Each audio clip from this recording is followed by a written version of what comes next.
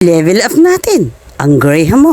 Pero bago nga tayo magsimula, may follow button dyan sa gilid ng aking pangalan. Maaari bang pakiclick mo naman? Gagamit nga ako ng 2 pack na Graham. Kung gusto nyo ng madami, doblehin nyo na lang ang recipe. Maglalagay din ako ng cream. Siyempre, kaunting marshmallow. Malaking size ang gusto ko. Kaunting chocolate bits. Kung meron ka nito, mas magandang lagyan mo. Kung wala naman, pwede na yung chocolate at hiwa-hiwain mo na lamang. Gusto ko may aftertaste ng kape. Ang ating Graham biscuit, maglulusaw ako mamaya nitong ating kape. Ito na, sa gagawin nga natin ito, kakailanganin natin ng 1 lata ng cream densada. 1 lata rin ng kondensada. Maglalagay pa ako ng 1 pack ng cream. Optional lang yan. Kung ayaw nyo ng may cream na dahil cream densada na, ay pwede na. Chinild ko ito overnight para mas fluffy at mag-double volume ang ating cream mamaya. Kung meron kayong hand mixer o stand mixer, ay mas magandang iyon ang gamitin nyo. Pero kung wala, wire whisk at manual na paghahalo ang gawin nyo. Pero sinasabi ko sa inyo, magiging maganda ang resulta ng inyong paghahalo sa ating cream. Dahil nga magdo-double volume ang dami nito at mas madali pa ang paghahalo ninyo sa cream na ito. Katapos nga na makita nyo na nag-double volume na yung nilagay nating chilled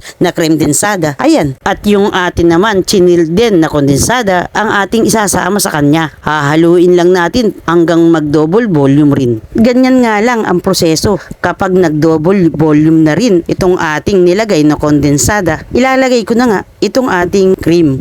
Chinild ko rin siya overnight. Inuulit ko, ang paglalagay ng cream ay optional lang dahil nga may cream densada na. Pero para sa mas creamy na Graham dessert, magandang mag-add ka rin ng cream sa kanya. Napaka-importante na na-chilled ng magdamag ang itong ating kondensada, ang ating cream densada at itong ang ating cream. Dahil nga nakatutulong ang chilled na mga sangkap natin para sa mabilis at magandang volume at mas magandang resulta nitong ating face cream na ipapahid natin sa ating Graham biscuit. O ayan, at ready na siya, itatabi ko muna. At ako ngayon maglulusaw ng kaunting kape dito sa ating container. Ang dami ng kape ay depende sa tapang na lasa ng kape na gusto ninyo sa inyong Graham biscuit. At dito nga natin isasawsaw ng mabilisan itong ating Graham biscuit. Mabilis lang para hindi naman masyadong lumambot itong ating Graham na biscuit. Para nga maiba naman ang lasa at may aftertaste ng kape ang ating gagawin na Graham. Ito ang ating bottom layer. Wala muna siyang palaman. Papatungin nga muna natin itong ating Graham biscuit sa kanya. Ulit-ulit nga lang ang proseso. Isasawsaw natin ang ating Graham biscuit sa ating nilusaw na kape.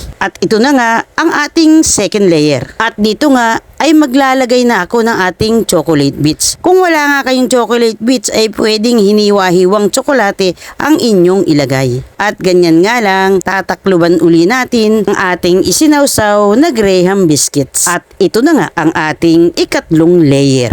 Ang pagkakasunod-sunod nga nitong aking inilagay na filling ay depende sa inyo. At dito nga sa ating ikatlong layer ay ilalagay ko na. Ito ang aking pinutol-putol na biscuit na cream o. Ang laki at sukat ng cream o ay depende na rin sa gusto ninyo. At paulit-ulit nga lang ang proseso hanggang sa marating natin yung top layer nito. At dito sa atin namang ika-4 na layer ay ilalagay na.